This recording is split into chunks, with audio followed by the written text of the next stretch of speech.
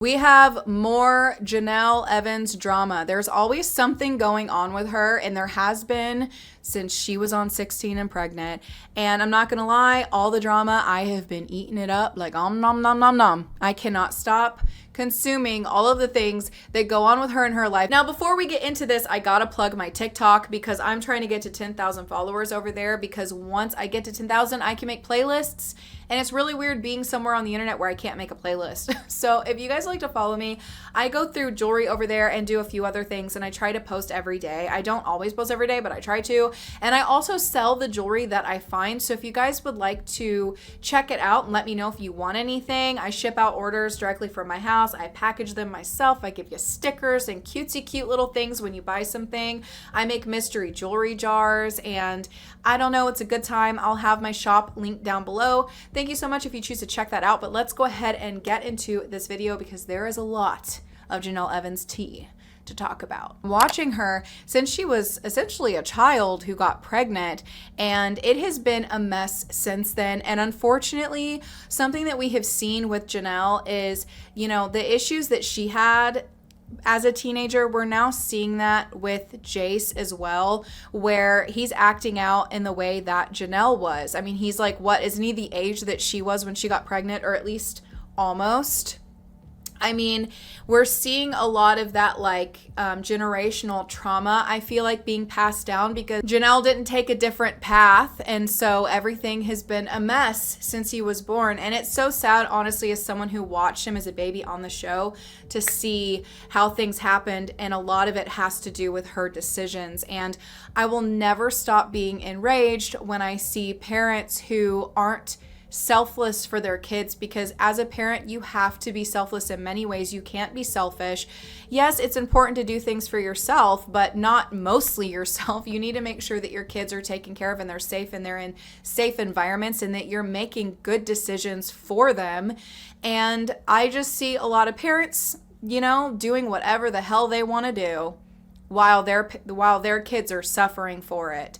And Jenelle is one of those people who I have seen make countless bad decisions, and every time she does, instead of learning from a bad decision that she makes, she gets out there and acts like everything is always everybody else's fault, and everything that ever happens is always something being done to her, and she takes no accountability for any of it.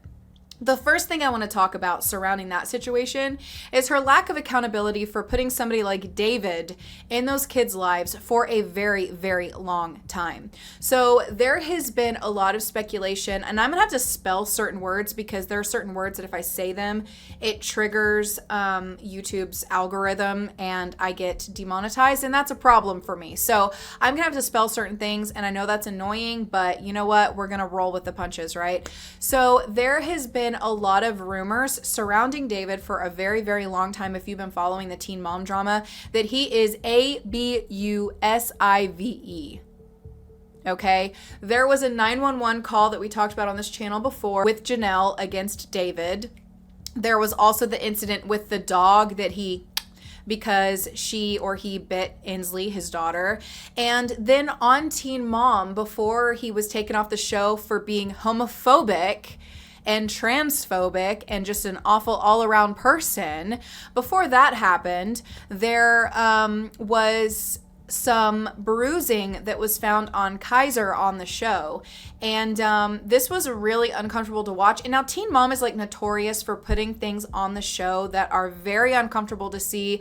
And then they continue to film those people and put them on and not do anything to protect these kids. And honestly, where are the repercussions against MTV for the things that they have repeatedly filmed and put on there? And also Dr. Drew, who sits down and has these interviews with these girls who are allowing their kids to be harmed and put in harm's way, and then he sits there and has these positive conversations with them and is clearly in favor of these girls who, you know, have put their kids in dangerous positions. Where's the repercussions for that? Anyways, I'm sorry. I know that I'm like, my mouth is like, but this just really gets me so irritated because these rumors have been against David for a while. Now, they did take Jenelle off the show because of David being homophobic and problematic, and so he was removed from the show, and she chose David like she has always chosen men over her own mental health and well-being and also her kids. So she chose him, and she, got off the show. And ever since then, she'd post videos and stuff here and there on social media, and she has a following on there where sometimes I feel like a lot of these people haven't been watching from the very beginning because they seem to think that she's a great person and an amazing mom.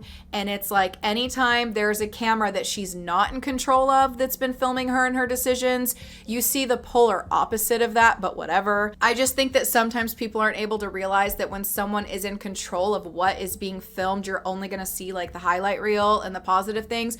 You're not going to see what goes on behind closed doors. But since the very beginning, the things that have gone on have been very, very concerning. CPS has been there on numerous occasions. She has a little bit of a fan base and like people that like support her now and think that, the things that she chooses to say are truth, but there are a lot of concerning things. And, it's one of those situations where it's like, where there's smoke, there's fire, right? So if CPS has continuously been called on you and you've continuously been in situations where your children are put in harm's way and they're not being put first, and you are choosing dangerous individuals and putting them in their lives because you just want to be with them, then, maybe you're not as good of a mom as you have claimed to be. And I truly, truly wanted things to be different. And I want these, teen moms who have gotten pregnant really young and been in really, bad home environments with screaming and yelling and fighting or ABUSE. I want them to grow up and take a different path and be better than what they were around and be good parents. I'm not sitting here like, oh, I want to see the downfall of them or I want, the destruction of it all. No, I want them to do really well for themselves, right? Like Leah, for example, she went through a rough patch and she's doing really well and she chose her kids and she chose getting better. But I'm not just going to listen to somebody say, hey, I'm a good mom, or hey, I'm this, that, or the other, when they're clearly not. And there has just been a lot that has gone on. And I think that there needs to be a bit of accountability taken on the fact that the children were put in a harmful environment for a very long time. Okay. So Nathan Griffin, I'm maybe saying his name wrong. You guys know who I'm talking about though. It is Kaiser's father, which is her middle child.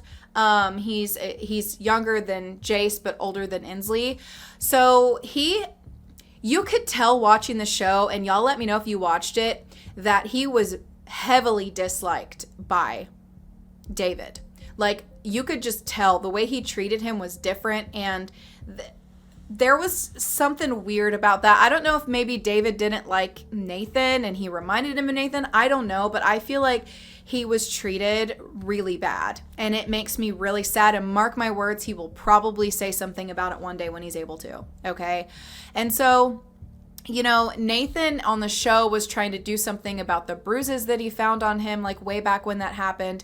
But he's come out recently and he's talked about how Kaiser had come to him on multiple occasions and talked about the behavior, we'll call it that David was exhibiting on him in the house. And it was really, really bad. Like, there was an incident where Jace had thrown a rock and it hit Inslee, and Kaiser was severely punished for that. I mean, we saw how he handled a dog biting Inslee. It's like he had favoritism of her because she was the little girl and his blood child, and the other ones got treated worse because of it. They're going to talk about it one day. All right. They're going to say something like, John and Kate plus 8, their son that's come out and talked, like, they're going to talk one day. All right. I think that's something I've said on this channel before, is that a lot of these times these parents who are harmful to their kids don't really think about, hey, like, one day they're going to grow up and they're going to have their own opinion on you based on your actions. And it's not going to matter what you're telling everybody else in the public. Like, they're the ones that were in the house. They saw what you did or how you acted or what went on, and they're going to speak for themselves. They're going to be an adult one day. Okay. And so you can say whatever you want, but you already made the decisions that you made in your life that landed everybody where they are today. Okay. So, you know, Nathan's come out and he's talked about that. And where's the accountability from Jenelle for putting her kids in that environment, right? And then there was allegedly this footage of Jace being assaulted by David on a camera that she said wasn't true, and we never saw that footage, okay? And then Jace got put back in Janelle's care. I'm sorry, like, if you have kids who have these allegations that are being slammed against the man that you were with, and you also called 911 on him before too, by the way, and you've constantly lied and defended him while they were in the care of both of you, you have accountability to be taken, and an apology honestly isn't even going to do it justice for what your children deserve, because you allowed them to be in that environment, right? So when there's these allegations against them, but then you also have your oldest son Jace, who has run away on multiple occasions, it starts to look like maybe he's running away from something. Because not all runaways are running away because they want to be rebellious or they want to be bad. Maybe they just want to get away from you. Okay. And I see it as this boy is crying out for help. And I know exactly why. Because he lives with somebody like Jenelle that we have continuously seen meltdown after meltdown. She doesn't know how to regulate or handle her emotions. And she puts her kids allegedly in harm's way because of that fact. Right. And chooses dangerous people for them to be around. And then CPS has been called on numerous occasions, but the kids keep getting put back there. And that's what she always defaults back to, is like, hey, you know, they gave them back to me. But like, people who aren't doing anything wrong don't just keep having CPS involved in their lives.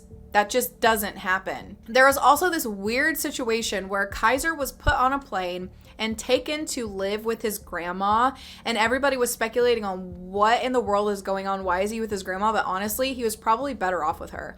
But it just kind of seemed like they like sent him away.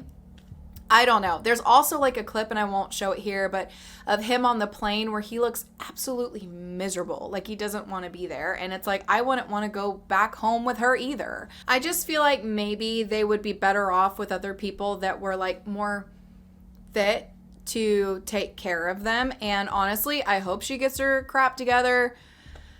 But like, we're in our 30s at this point. So it's just kind of like, I don't know. I have hope for people sometimes, but also like, I've just seen the downfall of too many people where it gets to the point where I'm like, you know what? Once we get to a certain age, I don't know if people are going to actually make changes. It kind of feels like once we're up here, like people are just like stuck in their ways. I feel like there's a lot of very concerning things surrounding her and everything going on with her kids. And honestly, we may never know until they talk to the authorities about it and CPS actually does something about it, or until they are adults and if they choose to talk about the things that they experienced. But I feel like it just always seems like they're put in dangerous environments, and I hope that that's not the case, but I don't know. What do you guys think about this? I feel like every single time I talk about Jenelle, I just get so irritated. Now I'm doing TikTok, so if you guys would like to follow me over on TikTok, I go through jewelry jars and I find some of the most beautiful jewelry and I also sell it. So if you'd like to watch me look at some gorgeous jewelry and buy something from me, I will have my link to my TikTok and also my Depop down below. And if you guys would just go over and follow my TikTok, that would be great, because I'm trying to get to 10,000 followers over there so that I can make playlists. So if you guys would like to help me get there, it would be so appreciated. I'm actually going to go look at some jewelry after I get done filming this video. So definitely go check it out. Thank you so much for watching this video. Don't forget to subscribe, and I'll see you soon for another one.